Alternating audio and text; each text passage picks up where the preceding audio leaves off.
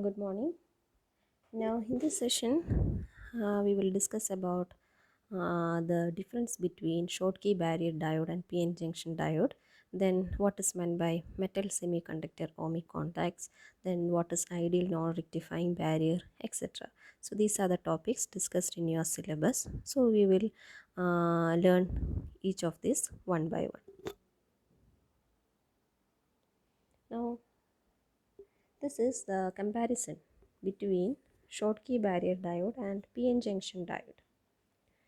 So actually there will not be any difference between the VI characteristics or current voltage relationship between a Schottky barrier diode and a PN junction diode, but there is a difference, that is two main differences between them.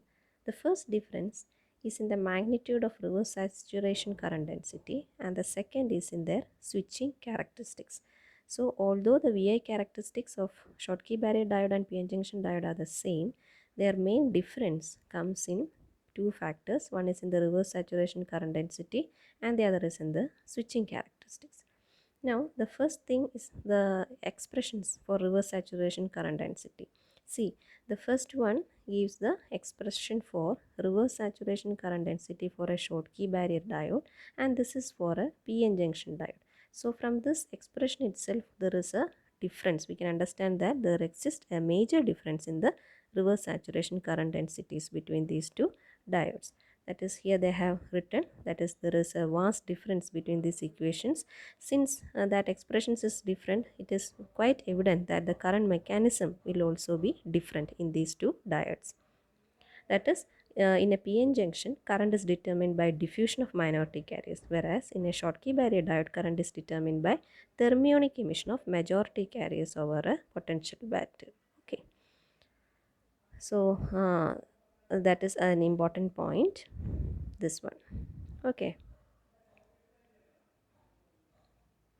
now let us discuss about the reverse biased current in a silicon PN junction diode. It is mainly dominated by generation current.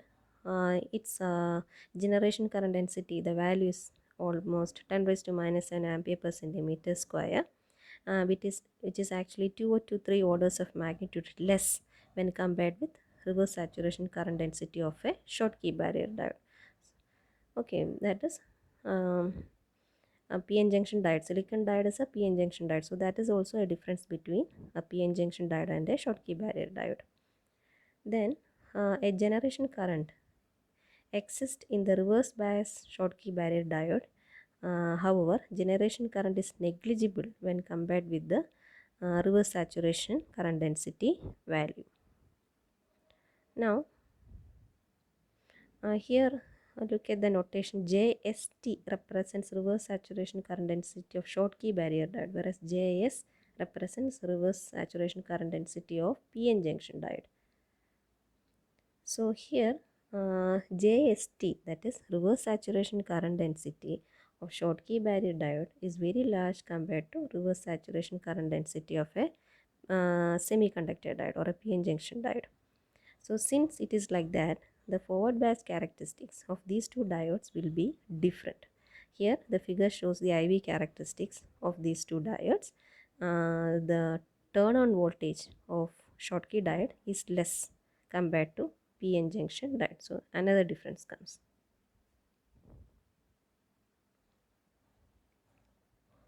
Now this difference regarding the turn on voltage is a function of barrier height of metal semiconductor contact and doping concentration in PN junction. Now the second major difference we have already told, it is in their switching characteristics or frequency response. Now we have already discussed that current in Schottky diode is due to injection of majority carriers over a potential barrier. There are electrons in the metal directly adjacent to empty states in the semiconductor. Now suppose that if an electron from valence band or semiconductor flow into the metal, then that effect is equivalent to holes being injected into semiconductor. That injection of holes will definitely create minority carrier holes in the N region. And some of the calculation shows that this ratio of minority carrier hole current to total current is extremely low in most cases. Then comes another major differences. Schottky barrier diode is a majority carrier device. This means that there is no diffusion capacitance associated with a forward biased Schottky diode. Now, the elimination of diffusion capacitance, that is, then there is no diffusion capacitance in a Schottky barrier diode, so it is a higher frequency device when compared to a p-n junction diode. Next point, when a Schottky diode is switched from forward bias state to reverse bias state, then there will not be any minority carrier stored charge to move. That is, there will not be any movement of minority charge carriers. Just as the case of p-n junction diode, that is, when a Schottky barrier is switched from forward bias state to reverse bias state, there will not be any movement of minority carriers, but in the case of p-n junction there will be a movement of minority charge carriers.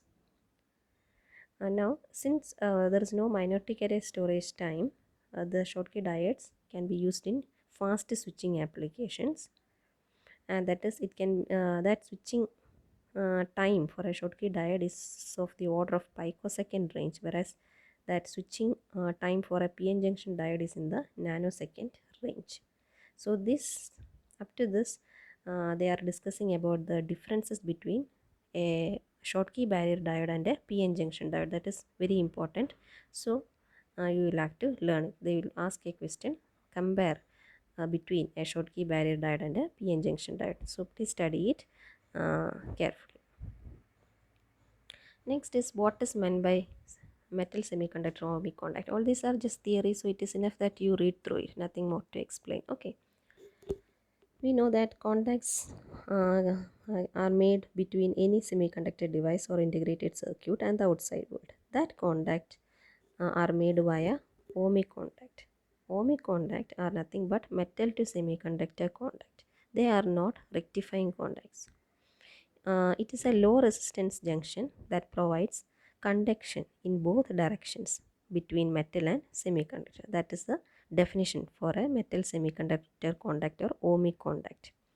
Generally, current through ohmic contact is a linear function of applied voltage. Hence, applied voltage should be very small. There are two types of ohmic contacts. One is ideal non-rectifying barrier and the other is tunneling barrier. Let us see what is an ideal non-rectifying barrier. Now this figure shows an ideal contact for opposite case of phi m less than phi s. Phi m means work function of metal, phi s is work function of semiconductor. So here they are considering the case when work function of metal is less than work function of semiconductor. Now in figure A, you can see that energy levels before contact, and in figure B you can see the barrier after contact. Now to establish thermal equilibrium in the p-n junction, electron must flow from the metal into the lower energy level of the semiconductor. So in doing so, the surface of semiconductor will become more n-type. The excess electron in n-type semiconductor will exist as surface charge density. Now suppose that you are applying a positive voltage to the metal, then there will not be any barrier, so electrons will flow from semiconductor to metal. Now if positive voltage is applied to semiconductor, okay, in the first case we are applying a positive voltage to metal. Now let us see what happens when a positive voltage is applied to the semiconductor. In that case, the barrier height for electrons flowing from metal into semiconductor will be equal to phi bn will be equal to phi n, which is small, and so since that barrier height is small, it is very easy for the electrons to flow from metal to semiconductor.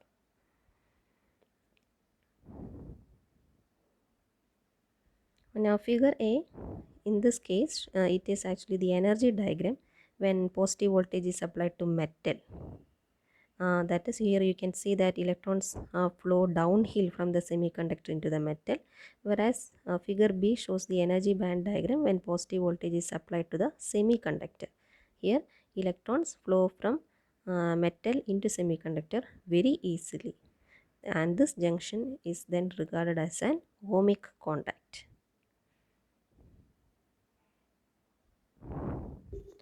Now we are considering another case, that is an ideal non-rectifying contact between a metal and p-type semiconductor. Here figure A shows energy levels before contact for the case phi m greater than phi s. In the earlier case we have considered phi m less than phi s. Now we are considering phi m greater than phi s. So when such a contact is made, electrons from semiconductor flow into metal, thereby establishing an equilibrium, and they will leave holes. Now the excess holes at the surface will make surface of semiconductor more p-type. Electrons from metal will very easily move into that holes in the semiconductor, and this actually corresponds to the hole flow from semiconductor to metal. And this junction can also be viewed as an ohmic contact. So once you study this paragraph, exactly the same is this paragraph, only you are reversing some of the terms. Okay, now suppose that if you are assuming that the acceptor surface state exists in the upper half of semiconductor bandgap, then all the acceptor states will be below EF. Then the surface states will be negatively charged and will alter the energy band diagram. Similarly, if we assume that donor surface exists in the lower half of band gap, then all donor states will be positively charged. The positively charged surface states will alter the energy band diagram. So, if you want, you can skip this sentence. Instead, you can write only this one, that is, if phi m, that is if work function of metal is less than work function of semiconductor for the metal n-type semiconductor contact, and if phi m is greater than phi s for the metal p-type semiconductor contact, we may not necessarily form a good ohmic contact. So that is the conclusion drawn from this non-rectifying contacts. So here we are considering ideal non-rectifying barrier for the two cases. One is when phi m is less than phi s, that is the this paragraph about. Then how the energy band diagram will look like when positive voltage is applied to semiconductor and when positive voltage is applied to metal. Now this paragraph deals with the condition when phi m is greater than phi s. Okay, then this is how they have discussing about the energy band diagram. Okay.